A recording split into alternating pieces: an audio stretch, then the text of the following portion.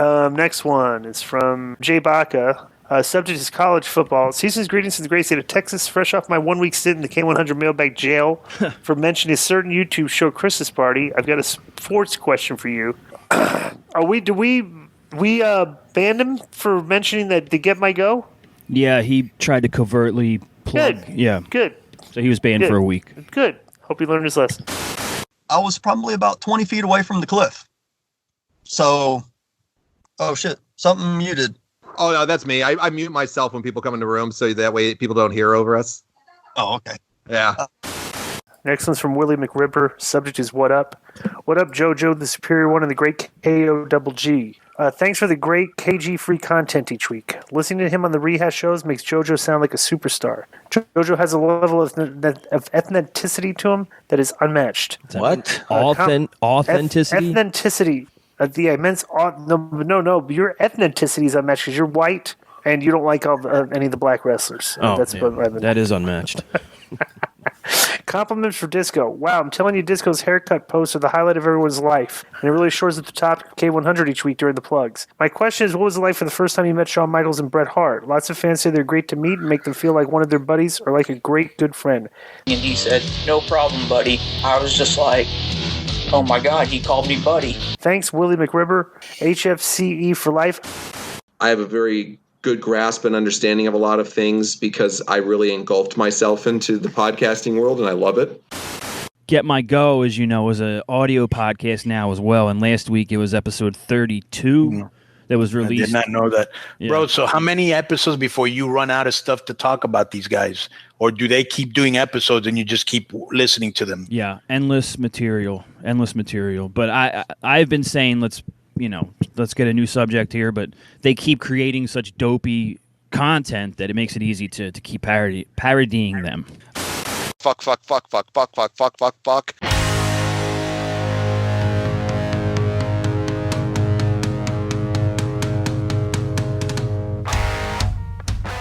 All right, welcome back to Get My Go, episode number 33. Thank you all for listening. This is an audio-only podcast, Husey. Sorry, everybody. It can't be on video every week. It's from now on. It will be mostly on audio. Big shows if we have big name guests, or it's a party show, or if we're doing a visual show, like if we're reviewing an episode of my favorite show, Fig Life. Yeah, it will be video. Just use your own discretion. Like if today we really fucking hit it out of the park, you might go, yeah, man, I think I should do something with that. Well, I was going to say, Ocho, just take your mask off now since we're not going to be on video, right? Yeah, Ocho, you can take your mask off. We won't tell anybody. Yeah, go ahead. What mask?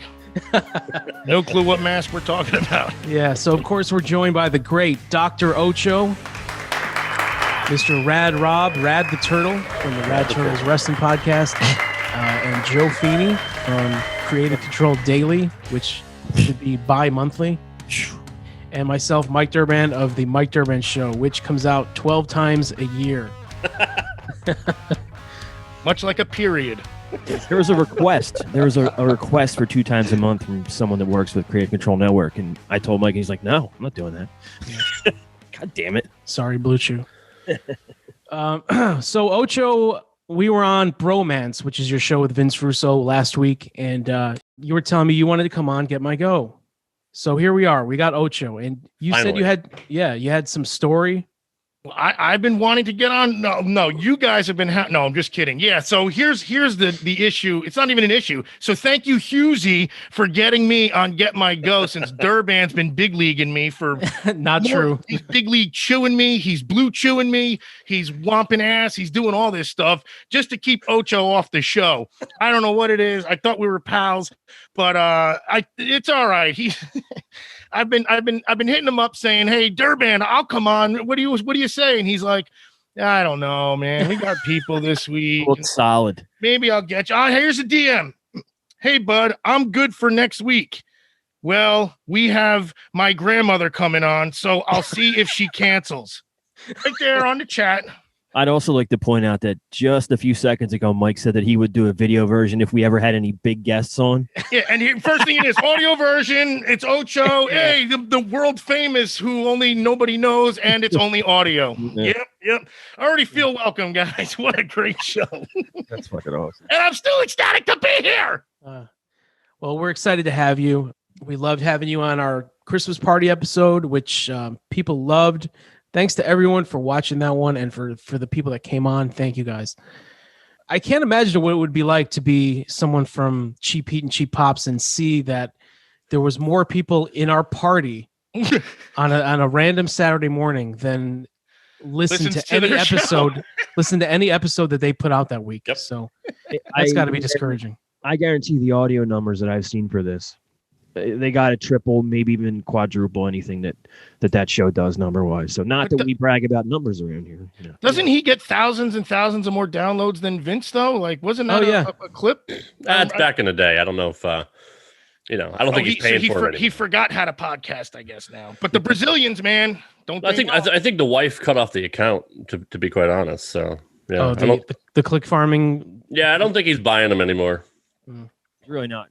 It doesn't matter. It's not worth it. I mean, just looking at it from a business perspective, I don't know how much this shit costs, but let's say you put up $400 a month for these clicks or whatever, and then you can't even get a company to sponsor you for $75 here and there.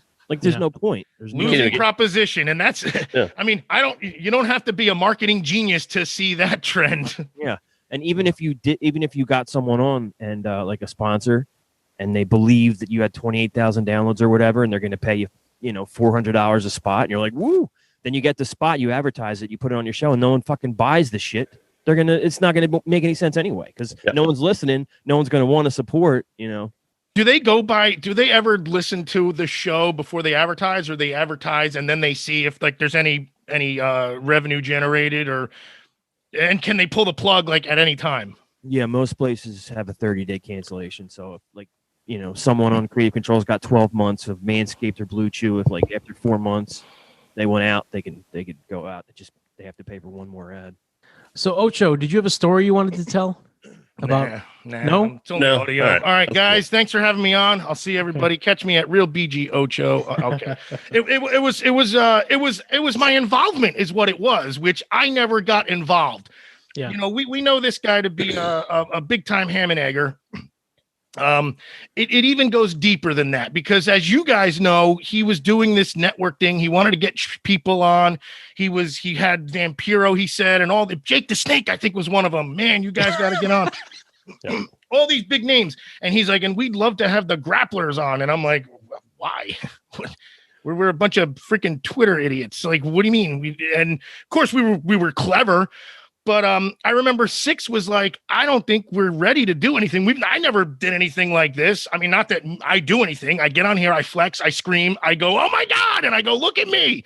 Yeah. So it's not exactly polished work, but I'm kind of good at that part, and that's all I'm good at. And I get that. So Six would say, I don't think we're ready. Next thing you know, he trashes us, saying like that we said we're too good for them, we're too good for the network and all that. And it was, predicated by a little fight between Seven and Francois over here.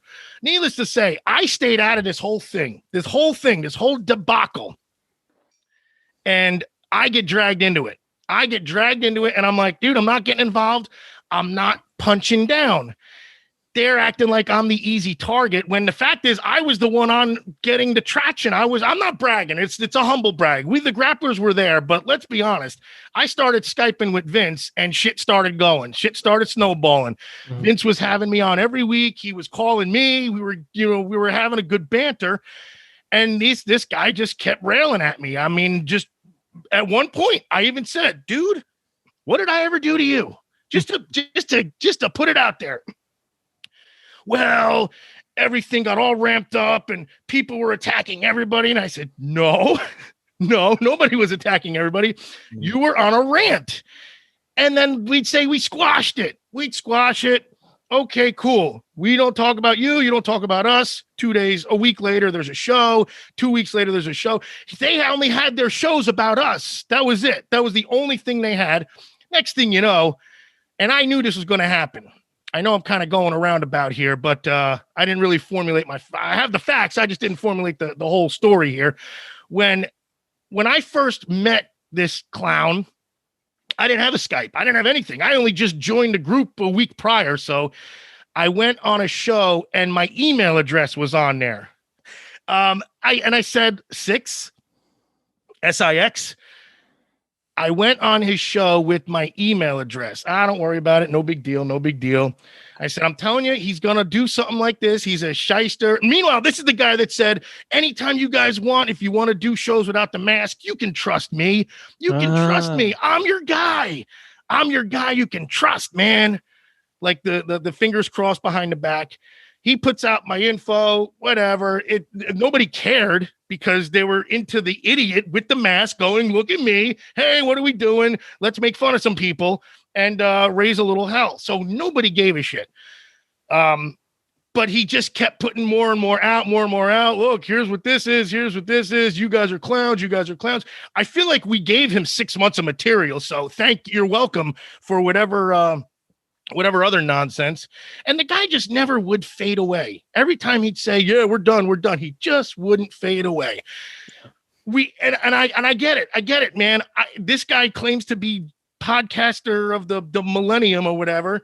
I've never done it. This is going to sound stupid, but it's not even a brag because it's not saying much to say you're doing better than he is. So, but we did way better than he ever did. I never did this in my life. This is supposed to be his freaking passion. I'm doing it as a goof once a week for 20 minutes and I'm gaining more traction than he is. So, Hey, man, I'd be pissed if somebody came in, did my job better than me in only a matter of minutes, and I claim to be so great at it. I get it. Humble brag, big time brag, hash brown that. Yeah. So he doxed you. He put your personal info out there for the world to see. Everything. Yeah. Your occupation. And everybody was like, oh, no, we have a doctor in the group. Boy, that sucks. Even their insults were bad. Like, oh, what an idiot. Man, he makes money. But you took it and ran with it, Ocho. Like you accepted it. You put Dr. Ocho on everything. Own it. I told Six, I was like, look, it's out there. It's not like, and we would throw hints about, we're not, sugarcoating. I hide my intelligence very well. Nobody expects me to be smart when I come on here and do my thing. Yeah. Every so often, I would blurt out some crazy insanity, which is factual and it's anatomically correct. So I would, and then everybody go, whoa, what did he just say? The hell was that? And then fact check him. Holy shit, he's right. The anterior aspect of the dens does articulate with the fovea dentalis located at the posterior aspect of the anterior arch. Shit, he's right. Sum of the square roots of any two sides of an isosceles triangle is equal to the square root of the remaining side. Oh, joy, rapture. I've got a brain. Things like that. So yeah, there's nothing to be ashamed of. You're a doctor. That's like, it was hard to be insulted by it. So it's not like you're the guy that collects shopping carts at Walmart. Yeah, but then again, I mean, isn't John practically a doctor too? So I mean, he's close. He's got like six master's degrees, doesn't he? What was he went to 5 schools and 3 credits away from a doctorate. I have a master's degree. I'm 3 credits away from having a doctorate. All right. So I'm a very highly educated person in the field of human services and mental health and studies in clinical ways. I'm very highly educated and very, very highly recommended by people. Doctorate. That's what he said. All right. Why wouldn't you get those 3 credits? You could take a 3 class. Because he's up until 4:00 in the morning doing podcasts. So I mean, he doesn't have time for the doctorate. What a sucky thing to have to put that much work into something that sucks so bad. Like you think when I do a lot of work, usually the output is congruent with the work. Usually there's a result that, oh wow, I've been working on this for a year, and then there's a wonderful thing. He's been working on stuff for years, and it's like he threw it together on a copy and paste mechanism. Anyway, when you listen to, like, I know when I listen to my early shows, they're dog shit. My first days on Keeping It 100 were dog shit. I don't know how you guys feel about your early stuff, but you get in a groove and you improve and you're more comfortable and all that. And now I've been doing this for quite a few years. I've been with Conan for 3 or so, and I'm comfortable now. but it's all about putting in the time and trying to improve. And I was listening to last week's today's that came out rather, which would be last week, the audio version, much to Hughesy's chagrin. And I feel awful for you guys really legit having to sit through them. As much as the shows are great and I love listening to them, my God, what an abortion that must be to have to sit through. You guys got to realize for every episode that comes out, I had to listen to it. I had to listen to their episode in full, clip it. Then I probably listened to it 4 or 5 more times during my editing process because I really trim it down as much as I can. You've got files, notebooks, footnotes. It's all going on. Then when it comes out, I listen to it again in the official release. So I've heard every episode at least 10 times. So I picture Durband sitting down to get to work. There's a bottle of whiskey, a stack of pills, and then like the cheap pops thing. And he's like, okay. Leave it, going to work now.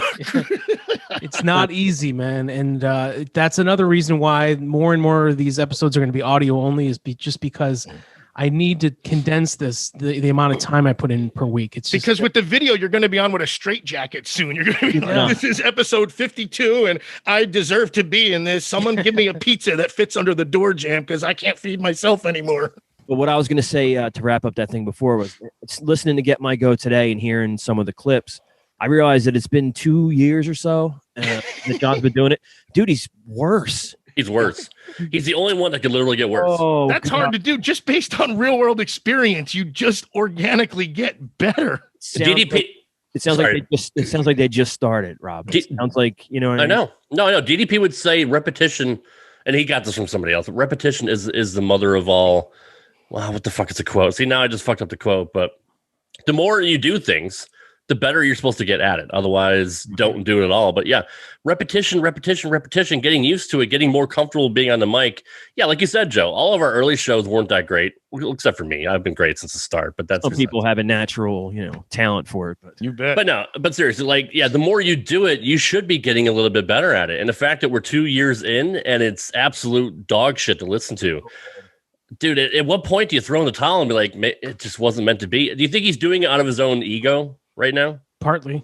Yeah, and just like they're not going to beat me and Rob's not going to beat me. And or he's saying, I finally got an audience because they're doing this parody show and I'm actually getting at least a download or two. No, you're right, Ocho. Like that, and I guarantee that's part of it. Oh, I think part of the reason he's still doing it is because he doesn't want to throw in the towel because that's admitting defeat, that we conquered him. And then I think the second reason is I think they really love getting on a call together and just talking about wrestling. And I know you can tell since Richie's come back, you can tell John's got his mojo back. He's got his favorite. He's got his favorite boy is back. I think him and Richie, the way it sounds is that they text each other and talk to each other off the air about wrestling nonstop. So I think it's just out of the love of that, that's another reason why he's still doing it. So the love of the game. Yeah, no, you could definitely tell John's got a pep in his step again, that the prodigal son had returned. Yeah. And I guarantee if I really wanted to try, I could get myself back in. Oh yeah. I can't wait for those two to go to WrestleMania if it's, accessible to the public. They show up at the hotel, checking in for John Wangland. They get up to the room. And Richie's like, "Hey, man, there's only one bed in this room." John's like, "Oh, I don't know. I guess that's all they had left." Jesus, I said a double. Oh man, and maybe they thought I meant full. Oh no. There's rose petals on the bed, a bottle of champagne on the nightstand, silk chocolate and everything. Chocolate on the pillows. Yeah. We'll sleep head to toe, so it's not all the way gay. Or do the no holds barred gimmick with the curtain, the curtain in the middle. Yeah. John's doing push-ups in the middle of the night. All right, well, enough about that. We got some clips this week. Our good friend, the Aussie Guy from New Zealand, Dean, has sent me a bunch of clips yesterday, and as always, they're great clips. Thank you, Dean. He named them in the email, but when I downloaded them, they didn't come up with a name. So we're just going to open these and we're winging it. And I listened from the hip, baby. Yeah, or are we winglinging it? Yeah, winglinging it. Yeah. I didn't even listen to him, but I know that they're going to be quality because Dean always sends me great stuff. The amount of effort that goes. It's a lot of effort, man. And it's a whole team. There's a whole team. Seriously, you guys literally have there's marketing and development, there's research, there's freaking, you guys literally have a freaking corporation. We all put more into this than he ever did for his own network. You see, when I put the podcast up, the audio version, like where you put your network name or whatever the fuck, what does it say? Get My Go Productions. Productions. It should be Get My Go Worldwide. Yeah. Prestige Worldwide. Worldwide. All right, here we go. So let's take a real quick one, everybody. Take a word from our sponsors at Collar and Elbow brand, and definitely check out. They got some great material over there, man, and some great discounts and stuff when you guys put our code in. So take a listen to that, man. Collar and Elbow is one of the coolest brands out there, and we always got some good tunes for everybody, and we'll be right back. All right, so the biggest pain in the butt every day is when I get up and I gotta pick out my clothes for the day. Maybe you're like me, you need something that's comfortable, that's cool, and it's stylish. For me, it's really hard to find something that fits. It's cutting into your exercise time. It's stabbing you in the back nine. And it's attacking your peace of mind. You asshole. Oh, that he messaged me and he told me there's one where there's an ad within an ad. There's too many. There's so much in that. That's already gold. The material, they have such good material at Collar and Elbow for one. Yeah. Then if you're like me, I already forgot there was like 10 things that just happened and I forgot some of them already. That was amazing. Like, and that's what he used to do to me before I was putting up my own shows. I would edit them and send them to him. He would put them up on whatever platform we were on. I don't even know at that point because we went to so many of them. But he would put in all the ads, but he wouldn't do it at the end of a sentence or at the end of a thought like you're supposed to do, right? It's mid-word, it sounds like. Sometimes it would be. Sometimes I'd be in the middle of a thought and he'd be like, did you see that? Hey, you got to check out this one. Yeah, like a Hardee's ad would come on or some shit. Like, I don't know. And then I come back and finish my fucking thought after the fucking minute and a half segment, commercial segment. Good Lord, dude. Yeah, that right there that you just played is the antithesis of John Langland and his editing abilities. I'm stuck on I really thought he had a pain in his butt every morning. And I'm like, well, of course you do. First off, I was trying to figure out whether or not someone sped that up because he's like, and then the next thing we're going to do the thing and blah, blah, blah, blah. I'm like, wow, take it down a notch there. He literally said nothing for 30 seconds. But the thing with that may have been Spreaker days or whatever. So when you go to Spreaker and you have the ad program, you pick in the show where you place the ad. Obviously, you prefer to place it when someone stops talking or whatever, but you can also click auto. So yes, that's what he did, Joe. And so, he brings his catalog over and he's like, well, I'm not going to find an ad spot in all these. Like, come on, man. It's fucking. Yep. You're right. Now that you mention that, that's exactly what he does because there is a feature on there that puts auto ads and it'll put them every arbitrary 10 minutes. So it doesn't know if there's a break in the audio to do it. It just it should, shouldn't it? Yeah, but I guess not. I think it just does like every 16 and a half minutes or whatever the fuck. Yeah. All right, next one. Here we go. That's great. Who was in like the Nation, and he was constantly fighting with Ron Simmons, and then it got to the point to where. Like the Rock, he just turned on him like 100% and said, "Screw you! This is my group now." That could be possibly where they're going. Him like 100%. It sounded like an old jalopy trying to turn over the engine. Oh, poor Martin. Not really. I think he's been scamming people he's not that poor anymore. I don't think. Martin. Ocho, you're a generalized doctor. In your expertise, being a 30-something-year-old guy, is there any way to ever get rid of your speech impediment? There is a way. All you have to do is be at Walmart, pick up the intercom for the store, and it's amazing because he can do a 2-minute speech at closing time. And walk down that aisle with style and profile and realize that guess what, ladies and gentlemen, we are now closed. That's right.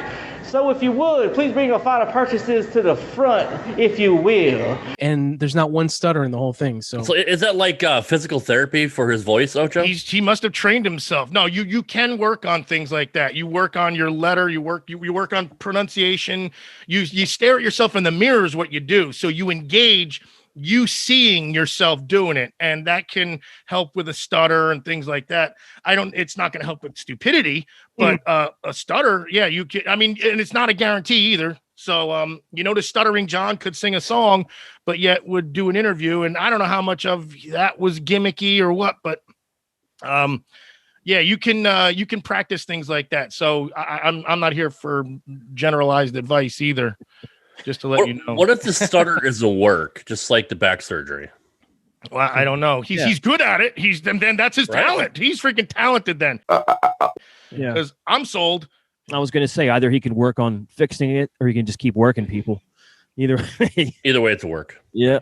I mean, he's been getting blocked though by most of the people that were, he was tagging, right? Did I understand that correctly? So blocked or ignored, honestly. But he doesn't want your money. No, not anymore. I think he's set. I think he's set for life. I think he's good. How many GoFundMes did he do? I'm really a little behind, a little out of the loop. 3 or 4. 6 to 8.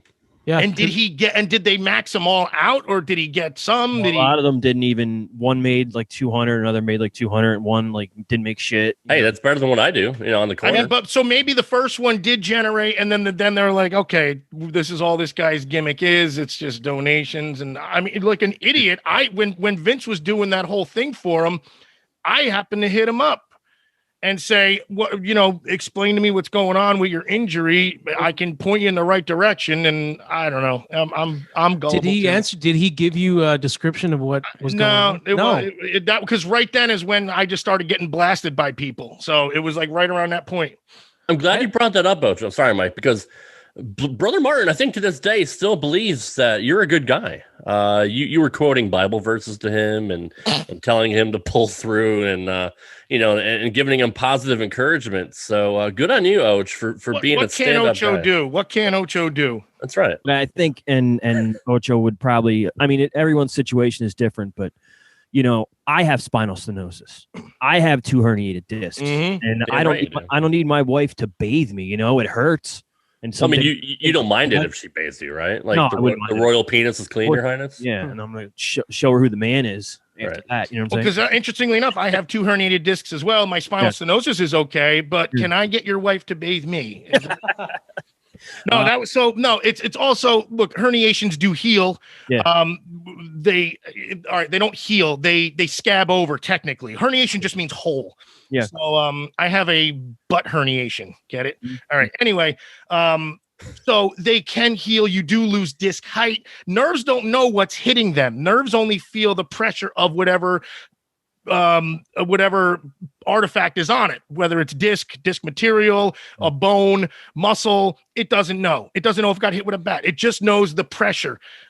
So he may have an injury. Spinal stenosis is also more degenerative in nature anyway. You don't really get an injury and then it's revealed that you have spinal stenosis. That's been going on already. Or, hey, I fell down 10 years ago. I go to get an x-ray 10 years later. There's spinal stenosis, possibly resulting to start with the fall, but more degenerative and wear and tear and daily activities oriented. Hereditary too.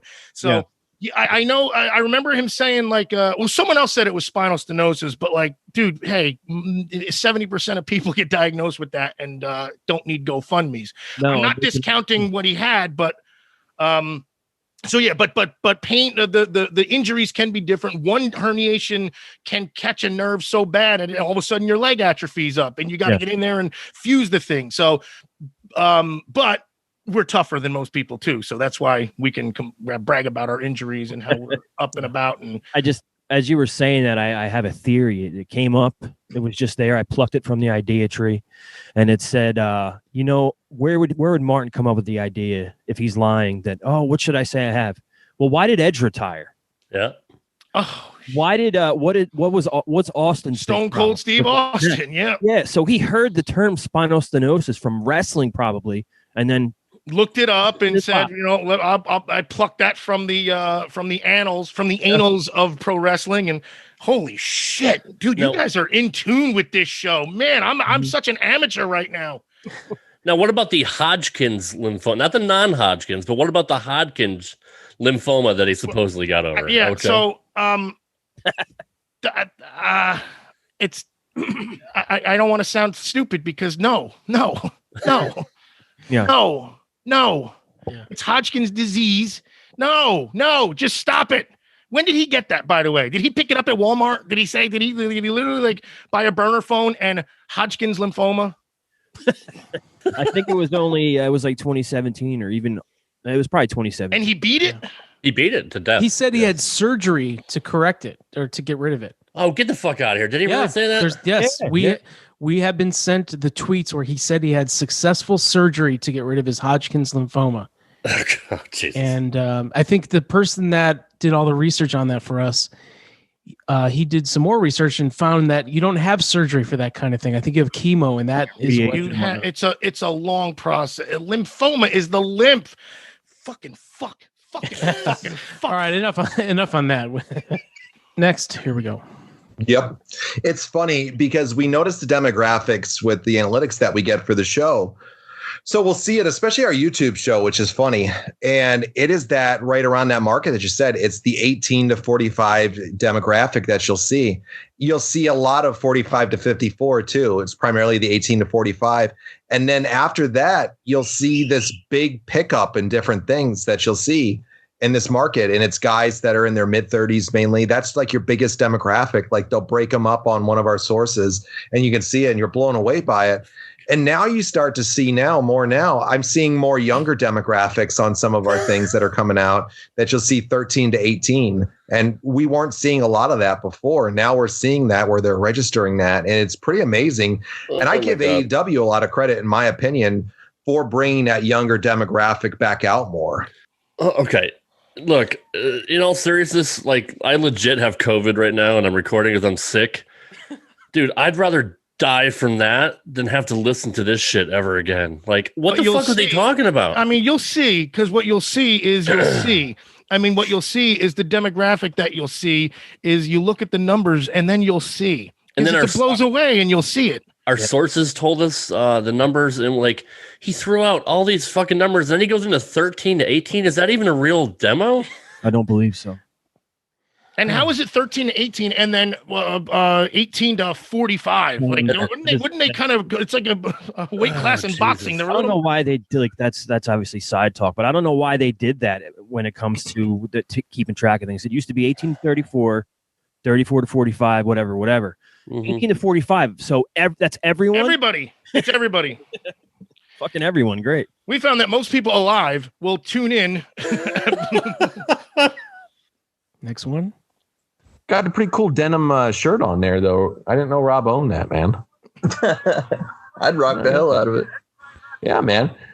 I cut the sleeves off so I could look like Scott Hall, man. Come out in all the same color denim with the sleeves off. I'll have my chest open or my shirt open for my chest to show.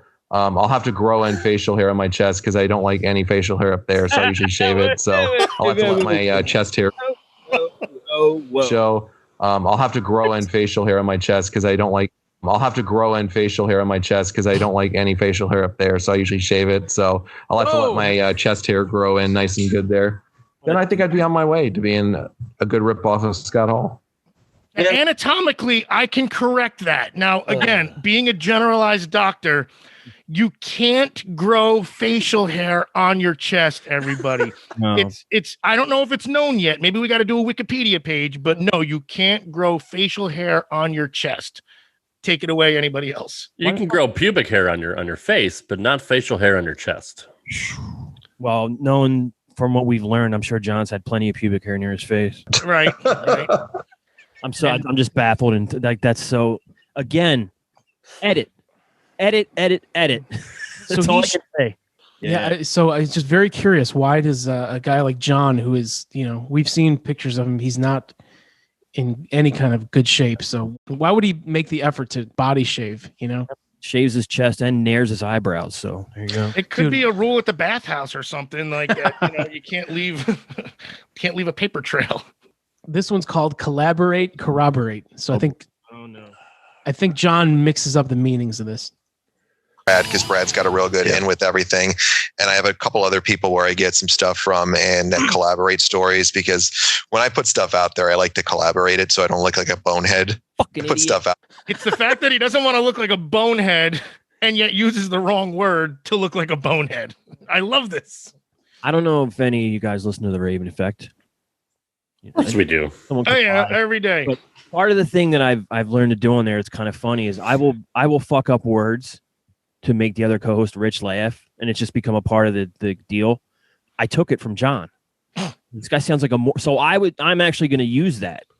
Collaborate instead of corroborate. I will use that in the future. But everybody messes up a word here and there. But come on, John.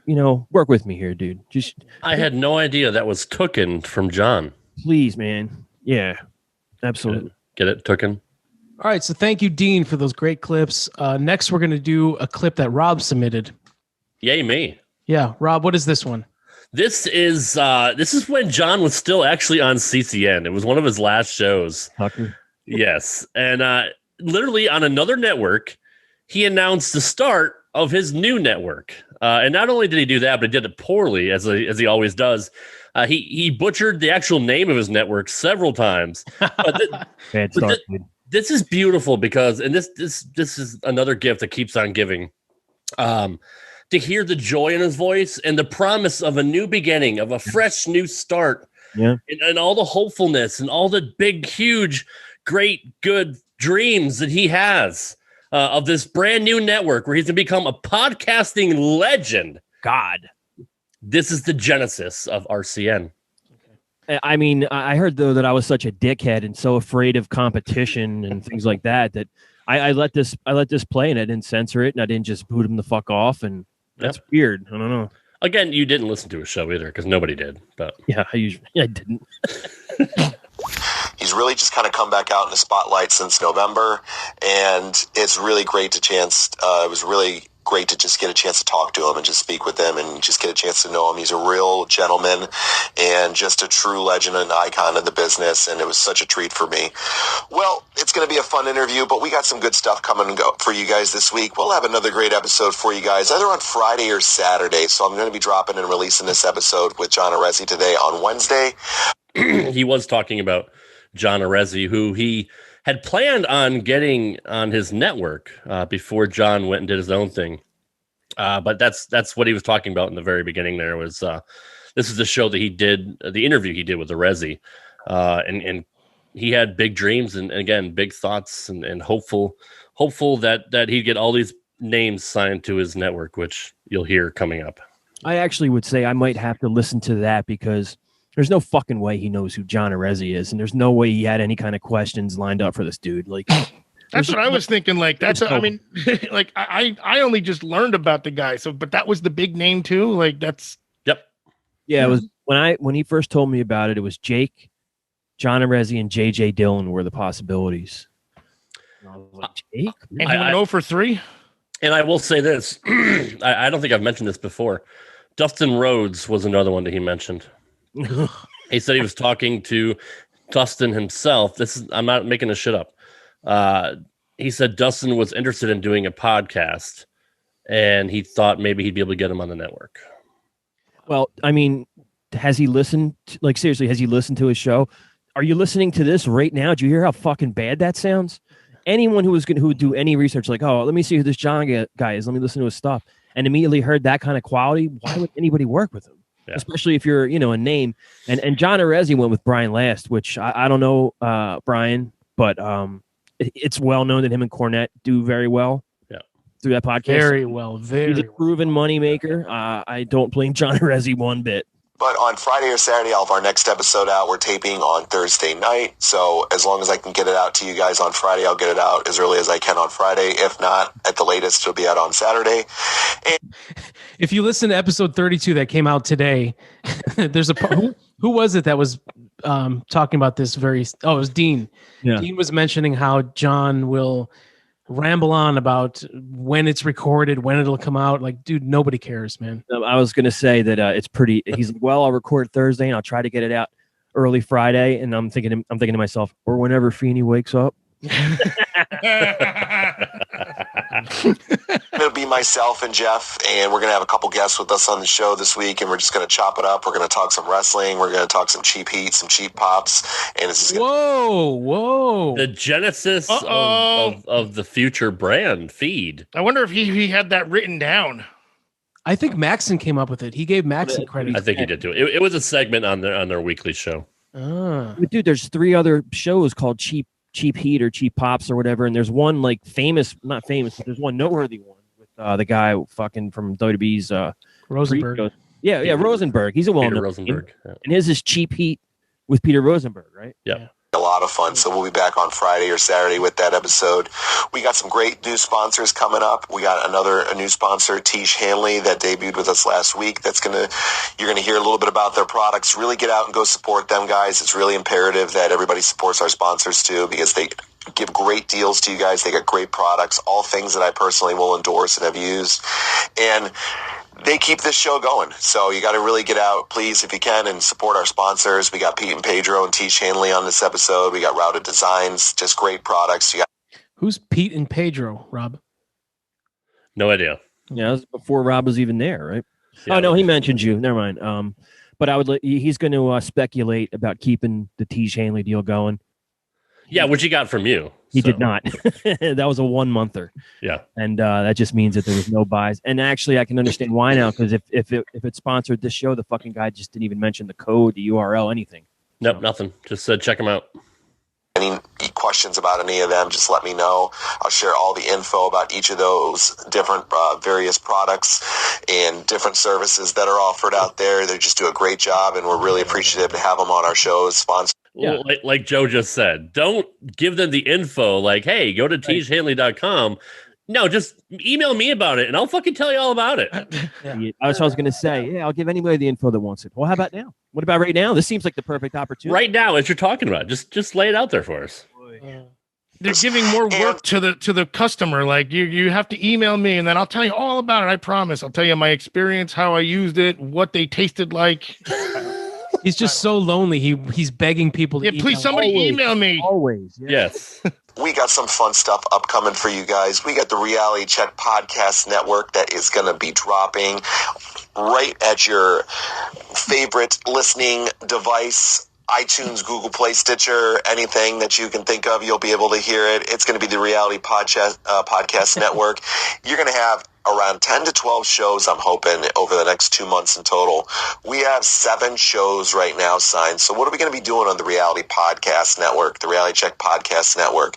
We're going to have upstart shows. We're going to talk wrestling. We're going to talk not wrestling. Not all shows are going to be wrestling on this. We're going to talk Welcome to this week's Not Wrestling show. Who's all this talk? Yeah. Reality Check Network's going to be dropping soon. Right down the toilet. It dropped all right. It dropped off the earth. We have such great acts signed already as the Rad Turtles Wrestling Podcast, Wrestling with Reality. We got Hidden Gems of the Ring about the upstart, up and comers of the wrestling business. It's going to be on there. Was that the Simple Man show? The Simple Man. Before he was the Simple Man, he was the Hidden Gem Man. Yeah. Oh, God damn it. How did he actually do that show? How many episodes did they do? 1, maybe 2. Yeah. It's an upstart show. Everything. He had a Twitter handle. I know that. He made a new Twitter account for it. Yeah. God. We got Just Thinking with Stan Wanglund, which is going to be almost a daily podcast that we're going to distribute out. They're going to be a little shorter ones, but it's going to talk about things that are going on in society, things that he's been thinking. He's a super knowledgeable guy. He's been around this world for a good period of time, and he just brings some great stories, some great information out there, and can really help you turn your life around in a positive manner and give you some great tidbits that just various different things. It's a really fun show concept. These great stories that Stan like say, back when I was a kid and the milkman came by and I remember him saying, son, don't drink all the cream off the top. Like what, he's got stories? Like is it story time with Stanley? And like for the Brazilians, I believe, I think was it? Yeah. Does he do the podcast in Portuguese? I like the fact that he automatically assumes when he's like, yeah, listening to Stan, he can really help you turn your life around. So everyone that's listening right now is a fucking loser mess. Yeah. Hey, all you dummies who've listened to me because I know what kind of bottom of the barrel shit I get. Let me get my dad to help you. Yeah. I love how he puts him over for like 45 seconds, but still says nothing of any. Zero. He's a storyteller. or that I'll probably announce next week. As long as we get the full agreements from everybody this week, I'll announce at least 2 or 3 more next week. And we are in the process of working to sign some larger act shows as well with very established names in the wrestling business. And there's going to be a whole new concept to that I've kind of explained a little bit. It's going to have Patreon involved with it. It's going to have Twitch, and it's going to have a podcast element. And they're all going to be very interactive. All the shows on the Reality Podcast Network, on the Reality Check Podcast Network, are going to be interactive. Never been done before. No, it's a brand new concept that I come up with. There's going to be a Patreon. There's going to be Twitch, and get this shit. There's going to be a podcast element. It's revolutionary that only everybody else has done before, but not us. Yeah. I remember when he was on my show and he was telling me about the Vampiro Patreon levels and the Severn Patreon levels. He really emphasized Twitch. I cut most of it out because he really went on a long time about it. So I just cut the whole thing out. But he was really banking on Twitch to be a major element of that enterprise. Because he saw people can buy bits and they can give you money, or you can become an affiliate and maybe be even partnered one day and start making real money on subscriptions and all that. Because he saw Russo did it. He saw Hameen do it. He saw all these other guys do it. So he literally thought he could get in on that and be a fucking overnight success. And I remember him going on Twitch, and especially that one night he did that 50-minute not take a drink once fucking rant on Russo on Twitch. Yeah. At 11 o'clock at night. And he thought that shit was going to be what was the gist of this rant? Because shockingly I missed it again. That Vince is a charlatan, like Brother Martin. This was his shyster moment where how dare Vince is sucking money out of people. How dare he go on Twitch and beg for money when he's now on Twitch wanting money? Yeah, there you go. Right. Okay. All right. Yeah, it is kind of.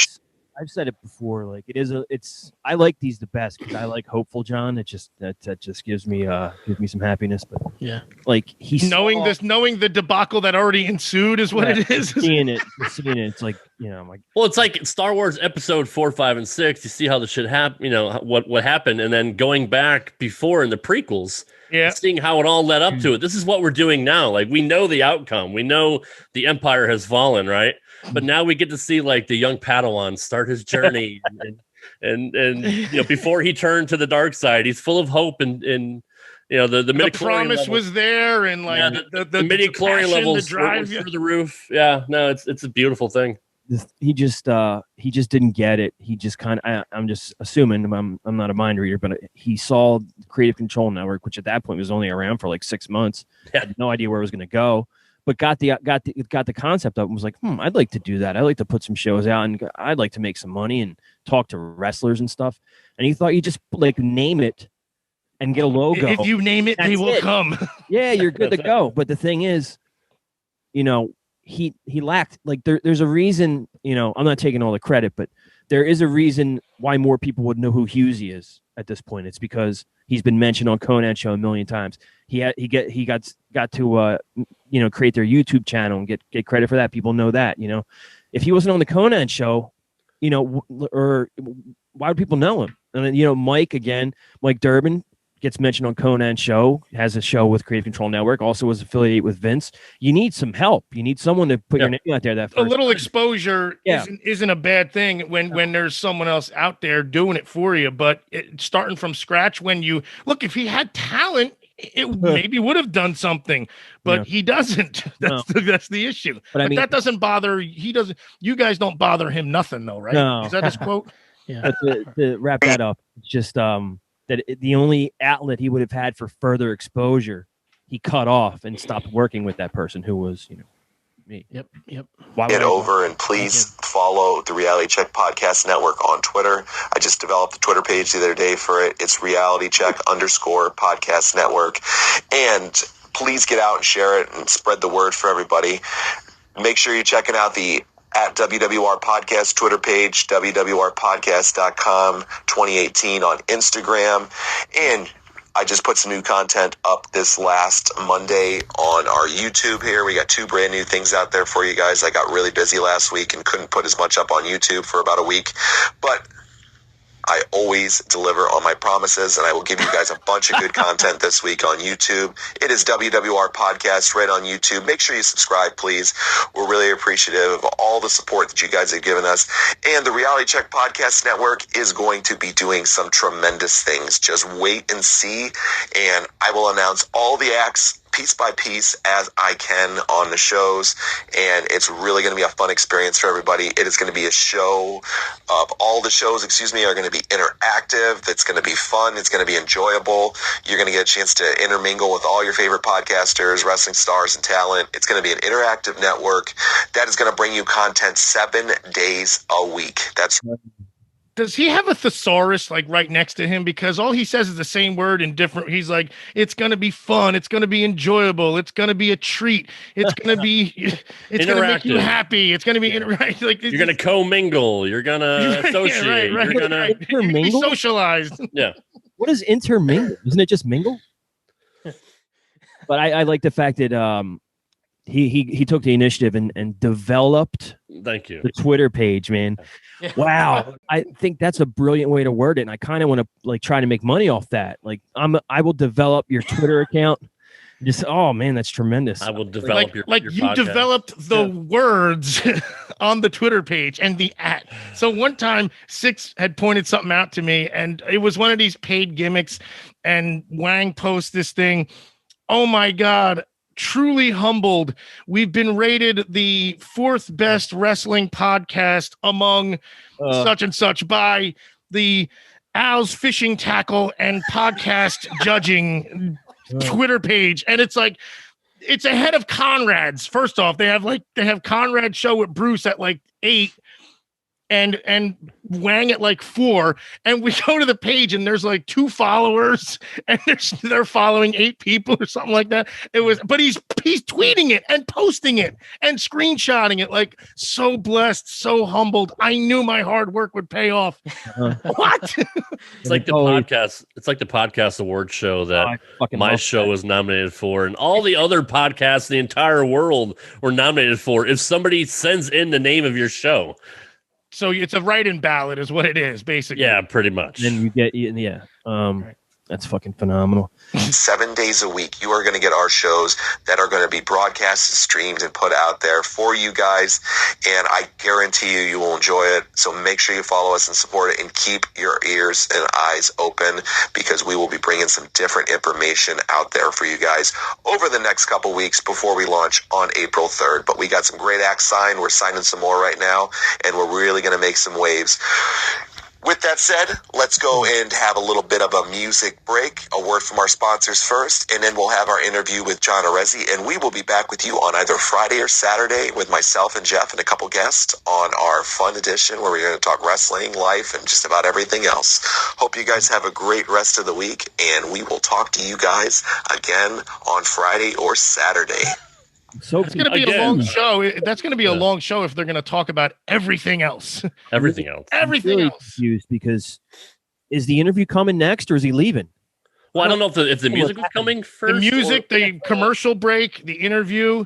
Yeah. Friday or Saturday. By the way, if you listen to his show 3 days later, like you've just been busy, you haven't been in the car. Does it matter what fucking day it is that he did the show? No, I mean, yeah, you'll be listening to it on Wednesday, and someone's going to go, wait, I'm going to work. Should I go home? It's Saturday, according to him. Shit, I'm off today.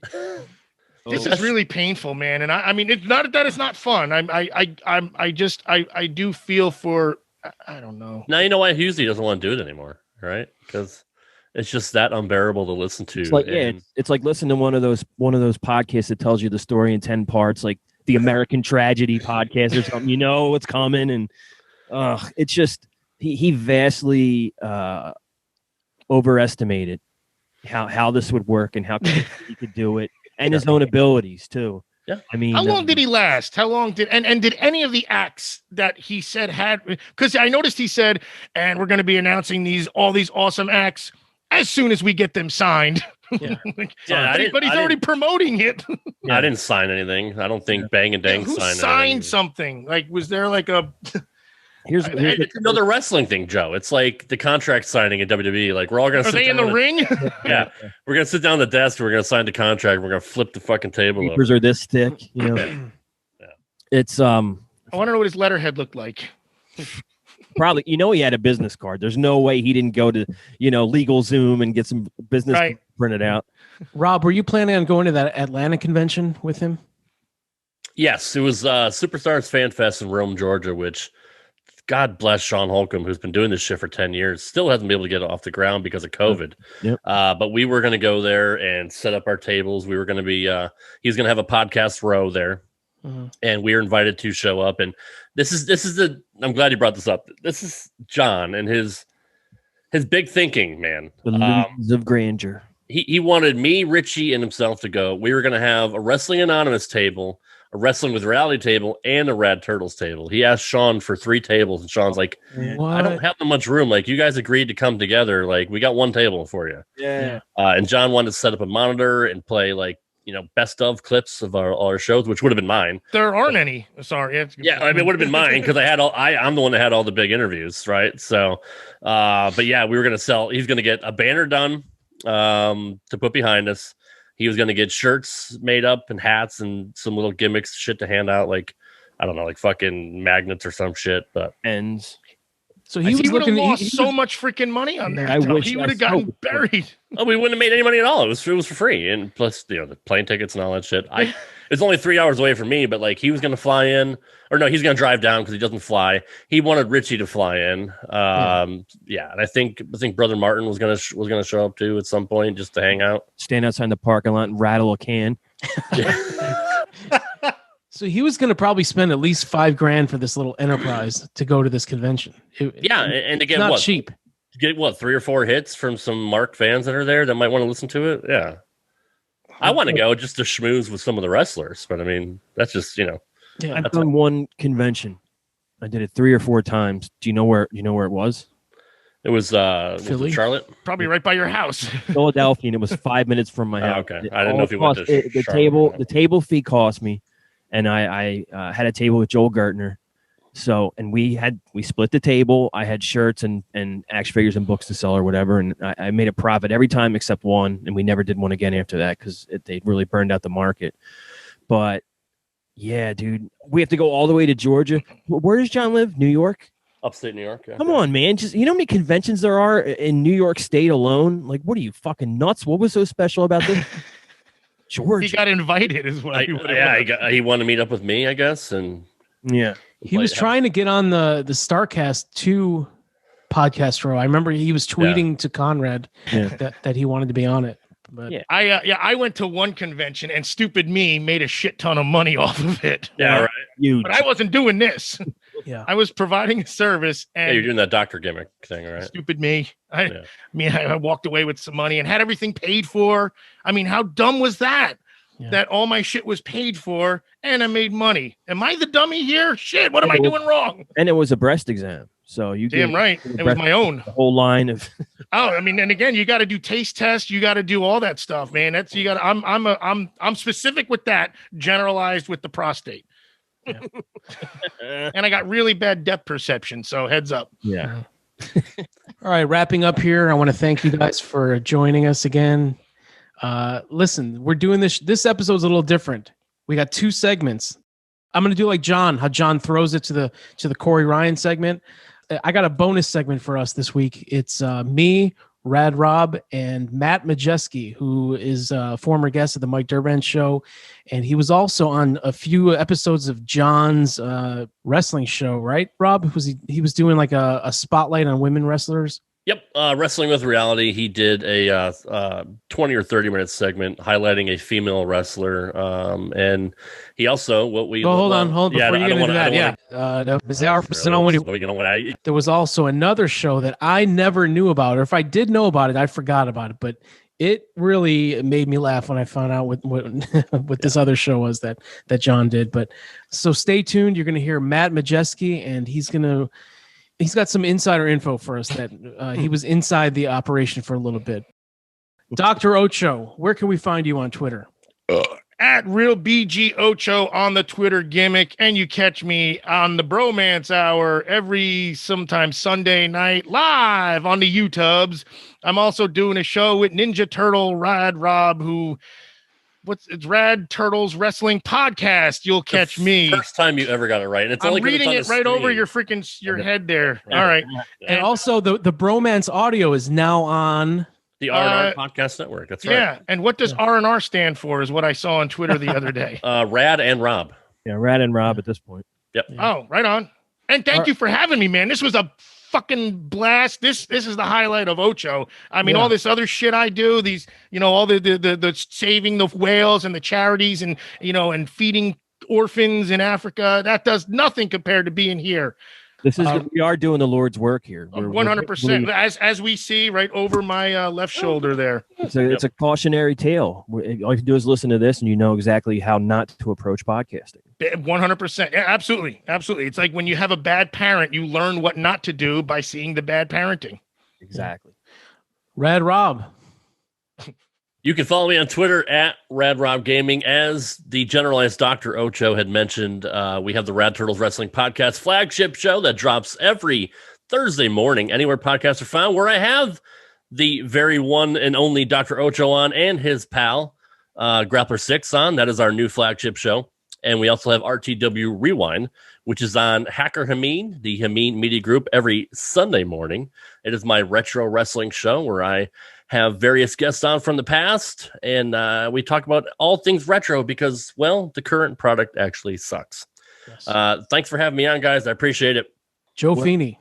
Yeah, you can catch me every Thursday on K100 with Conan and Disco, as it is now officially called, and Monday on the Raven Effect. And if you subscribe to that K100 feed, there's a new Keeping It 100 show that comes out every Monday called K100 Rehash, which is my baby, my project, where I go back through the archives of the show. It's been around almost 4 years. And I pick out some old gems and mash them up together until people think they're getting a new product out of it. On Twitter at JFFeeney3RD, and follow at the CC Network 1 to follow all the shows. Mike Durband, Husey, Francine, Kevin Sullivan, Shane Helms, The Sportsman, Honorable Mention, Pat McNeil. Did I get them all? All right, guys, I want to thank you guys for joining me. I really want to thank Dean for all his time and his efforts finding these gems in the Wingaling archives. So, all right, Rob, let's go check in with Matt Maciejewski. All right, Matt, so when's the first time you had correspondence with Mr. Johnny Podcasting? It was shortly after you had him, I think, on your podcast. I remember you and him, and then I remember the controversy with him being on yours and Jeff, wanting to not have him on him because he had badmouthed Jeff and Vince. Yeah. And I didn't listen to any of that. I didn't hear his whole spiel on Vince and Jeff. I probably should have, because I probably wouldn't have been on his podcast at all after listening to that. But I just figured he had a difference of opinion, which a lot of people do on Twitter and whatnot, So I was just like, okay, whatever. And he was reaching out to everybody to have people on his podcast, anybody and everybody who would be on the podcast. Cause I think, and this was before Brother Martin, Charlatan Martin, I like to call him, was on there. So, it was, I had heard some of his stuff with Rob, and I liked Rob and their podcast.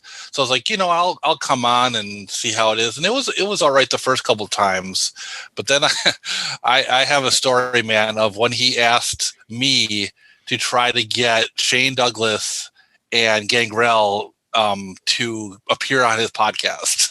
Wow. Oh, well, I've never heard that, so I didn't even know about that. I'm excited to hear this. So how many episodes were you on of John's? I want to say like maybe 4 or 5 of his normal show. I did just a little, I don't know, half hour, maybe not even 15-minute thing of where I would highlight a wrestler of the week. Yeah. And I remember at first, I did a couple of them, and then he would tell me the same thing he would tell everybody. Like, oh man, I'm getting huge feedback on this. It was so good. Everybody loves it. And then he would post up a poll after we started doing a couple of them to see, because I had a few people that I would bring up to him. He's like, let's do a poll and have people vote, which was such a stupid idea of his, because I would see the polls and no one would vote. So obviously no one was listening, which was just fine. I was just doing it for fun, but like he would keep on spewing that, everybody's listening, everybody loves it. I got so much positive feedback. And it was just like, no, dude, I know not a lot of people are listening to this. I'm pretty sure he still is telling people that to this day. He's telling Corey Ryan that, he's getting great feedback, and he's telling Brother Martin he's breaking numbers. And this was at the time he was saying he was breaking all these numbers. His dad was whatever, number 5 in Brazil or whatever the hell it was. Yeah. It was nuts. And then I did a few episodes of a Game of Thrones podcast he did, because it was the last season of Game of Thrones, and he was doing a podcast to try to grip on the popularity that was. Whoa.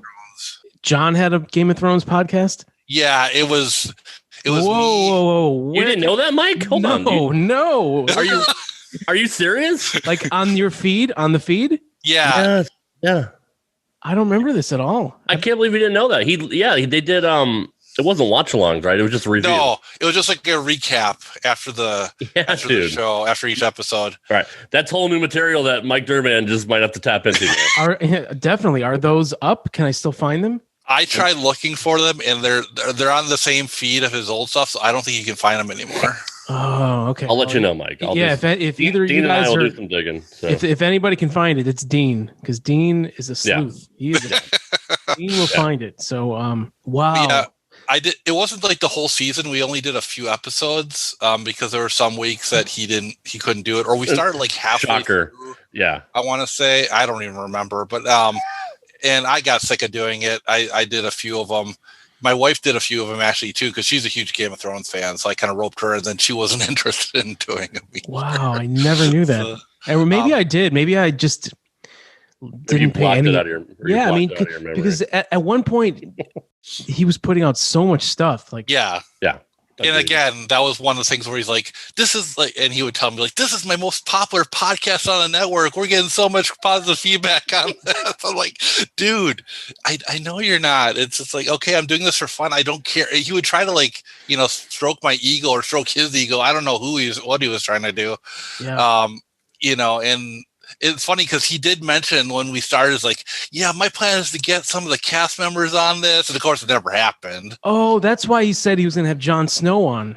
Yeah, exactly. Okay, I do remember him saying that. Like, that's a infamous clip from, I think it was a Husey party episode where he told us that he was going to have Jon Snow on the show. All right, so you did a couple spotlight episodes on, I would assume it was women wrestlers, right? I tried to do, I do some women wrestlers, and then he wrote me into doing a few male, which I had a few that I covered. I think, I don't even remember who I did. Doesn't matter. Which women did you do? I remember I did Evilise. I do remember that one. I heard the Evilise one. Sadie Gibbs, who was in AEW for a while. I remember her. Thunder Rosa, maybe, I think. I remember Scarlett Bordeaux. Yes, you definitely did Scarlett. I was there for that one. Yeah. So a few of I think that was like maybe one more. I don't remember. Yeah. Okay. So then you plan on going to a convention. Is that what it was? It was a convention in Wisconsin? Yeah. My friend Tyler, who actually we had him on the show. Rob may remember that. We did a quick interview with my friend Tyler, who had just started training for Swaggle's Fed in Green Bay, Wisconsin. Okay.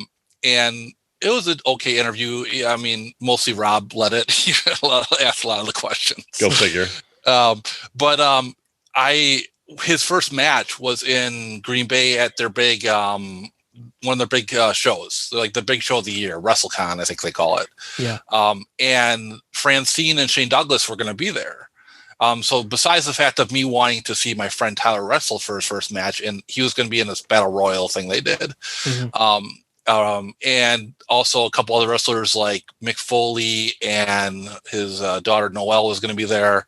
And Gangrel and a couple other people I don't recall. So John asks you a fan who's never met these people before. I never met. This is the first time I met Francine too.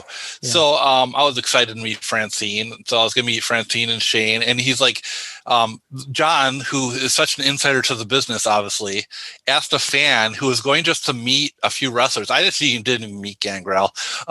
So I went to Green Bay to meet to the WrestleCon to just, get an autograph, meet him. And I actually mentioned to Shane Douglas, like, hey, Shane, do you do interviews? Because I know he was on, I don't remember, he was on a podcast before he got on Brand. He was on like a different network before he was on the Brand.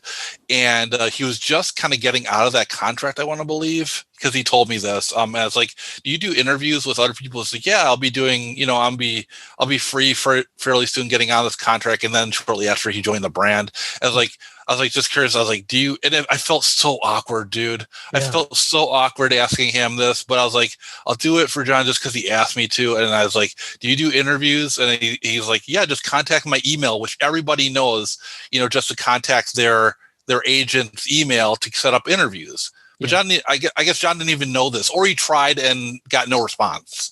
So I'm guessing that's what it was. I'm sure he messaged him many times. So he figured, like, hey, I'll have this other guy ask him, and maybe if he has a fan, ask him. And he just, he gave me the response, like, yeah, just contact my email. I never did. I just told John. I said, John, he just told me to contact his email, and obviously nothing happened from it. And I hated doing it, but man, I just felt like I needed to. Because at the time I was still doing the, the wrestler spotlights. And then shortly after that, I think is when I left, because I just felt so awkward, and I knew he was just spewing so much crap. And then he started getting really nasty online to a lot of people. And I'm just not that kind of person. I don't like to deal with a lot of those people that just, go back when it's unwarranted, just go back and forth with people like that. Yeah. Well, I was wondering what happened to you, Matt, because I enjoyed the segments that you did with us on Wrestling with Reality. And at that time I was made, the permanent co-host. So he kicked Miller out. He kicked Maxon out. It was before Dean got there. So I was the new co-host of Wrestling with Reality. And, he told me you were coming on, and I really enjoyed your segments because, number one, you're a nice guy, and number two, you were always prepared, and you had a lot of good stuff and a lot of good information and background about the wrestlers you were profiling. So I enjoyed the segments, and then all of a sudden you were gone. Yeah. And I didn't know why, and he didn't even tell me why. All of a sudden we just weren't doing it anymore. And, maybe I should have asked. I didn't, but all of a sudden you were gone. I'm like, okay, I guess, I don't know if you got in an argument or something, but he never mentioned it, never brought your name up again, and we just moved on. So it just seems to be a pattern of behavior with I just kind of got disinterested in doing it with him, and just got a lot of bad vibes. And I didn't want to, at the time, I'm not a trouble stirrer, so I didn't want to point out this guy's obviously trying to stoke his own ego and stuff like that. So I'm just I let him do his own thing. Not a lot of people are listening, I don't think, anyways. So. So what's the last interaction you had with him? Oh God, I want to say it was that one of the last Game of Thrones podcast, and then I emailed him and I said, I'm just not interested in doing this anymore, and I'm not, I'm just not feeling it, and I'm just not into doing the podcast with you. And then he basically said, yeah, just make sure you if you ever want to talk, brother, just let me know. And it wasn't. So I just never recontacted him, and and he never really, I actually stopped following him on Twitter and Facebook and all that stuff. So, but for a time I still was, when Rob was still there, and I saw a lot of the negative stuff go down, and I felt bad for Rob. So that's when, and then a lot of people, and I just, if you have, and I know Rob was in it longer because unfortunately you had some financial dealings with John. Yeah. But a lot of the people who get involved with him realize pretty quick he's full of shit, Yeah. And unfortunately, some people just refuse to look at it that way, or just don't care. Maybe, I don't know. I didn't see it. Look, I've said it, excuse me, multiple times. When you're in the thick of things like that, and when you're partners, you kind of overlook a lot of the bullshit and a lot of things that you normally be like, hey, that's a little weird, that's a little shady. But for me, it was when I saw my numbers spike up on Memorial Day last year, and I'm like, dude, there's no reason why I should have like 200 downloads today, all from like 10 a.m. to 11 a.m. And then when I go look at the analytics, it's all from upstate New York, and I'm like, come on, dude. And then when I asked him about it, he just deflected and said, oh, my people are loyal. They probably just all downloaded your shit. Come on, dude. Like, Yeah. So that was the breaking point. But yeah, now that I go back and look at all the signs along the way, I'm like, how the fuck did I not see that? And it's frustrating to me because I'm a smart guy. Yeah. But I was like, I was completely blind to and oblivious to everything that was going on around me. Yeah. Now, I was there for the infamous bit he tried to run with you, like his NWO persona, where he tried to do the creative control. And I remember telling him, like, I wasn't interested in being any part of it because I thought it was pretty cringe. We should play that on the show sometime, Mike. What was that? It's the work shoot that he came up with where he turned heel on us, and we were kind of having a fake fight, and he got mad at his dad on one of my shows, and they had an argument, and like he kind of walked off, and then he cut a promo on me on my next show, and then finally we came out and said it was all a work. But I completely forgot about that. Like, yeah, he did he tried to do like a fake work shoot thing, basically like a rip off of every wrestling you've ever seen in your life. I forgot about I remember at the time I was like, why are you doing this? And he's like, oh, just to get, any publicity is good publicity, his kind of thing. And I think that creed is what he lives by. And he thinks that anything that creates controversy is good for him, which, sure. I mean, Bischoff said it, and Bischoff was right in that aspect of it. In the same aspect of it is, when it comes to John doing shit like that, it always backfires. It's never a good thing, know? Never. And I'll clip that for you, Mike, and we'll do that whole segment. I don't remember that. Like, it started on a watch along with me, Turtles, Stan, and John. So then John and Stan got into a fake fight, and they were kind of telling each other to fuck off. And then me and Jeff were like, "Oh, what the hell's going on?" And so we continued that on one of my shows on RTW, and then John cut this like 1.5-minute, 2-minute promo, whatever, that I played during the show, and then we had like a show where we like revealed the truth that it was all a work. But if you go back on the Twitter timeline, you can see his tweets, like where everyone's like to do fake fights. Yeah, exactly, and even like the grapplers, and probably even you guys are like, "What the fuck is this real or whatever?" But yeah, it was all a work. Wow. I remember he had his NWO music behind when he would do his promo too, trying to be a wrestler. Oh my god! I'm so glad you brought that up. That's a whole new thing we can do now. That's great. Oh man! Oh Jesus! It was hilarious, not in the good way. Yeah, not in a good way. Not in a good way.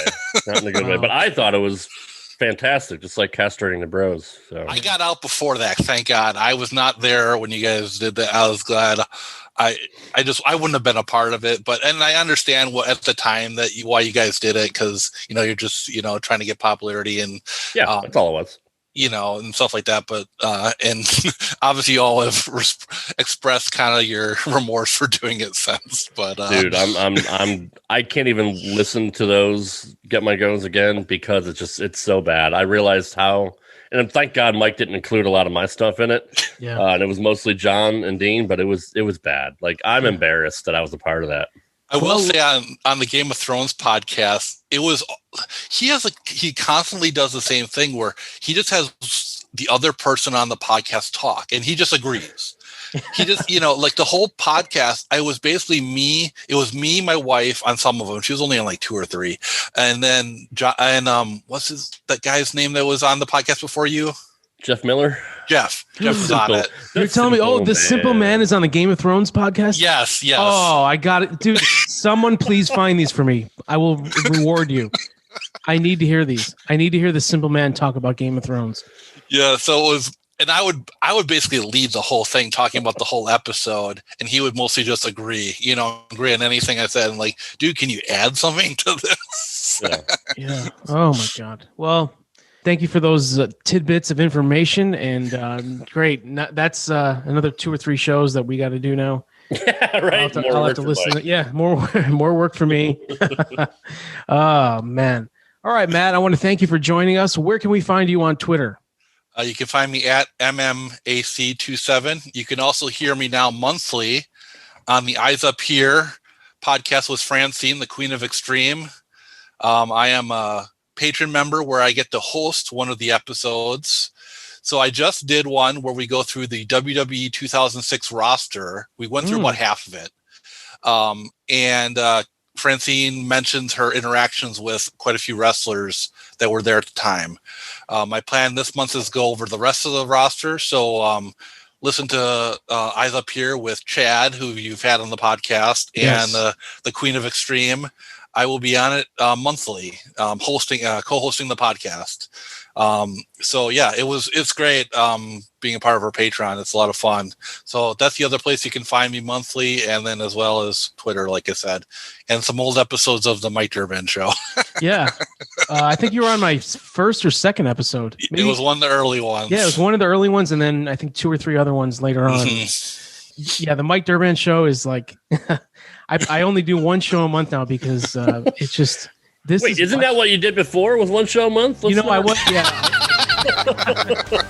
But now I don't want to do any. I want to do 0. But yeah, I don't blame you. Due to contractual obligations, I must put out one show a month. But this is much more fun, and we had a lot of fun today with Matt. We want to thank you again, Matt, for giving us this information. And, no problem. Thanks for joining us. I'm glad I could finally be on. Thanks, Matt. Appreciate it, bud.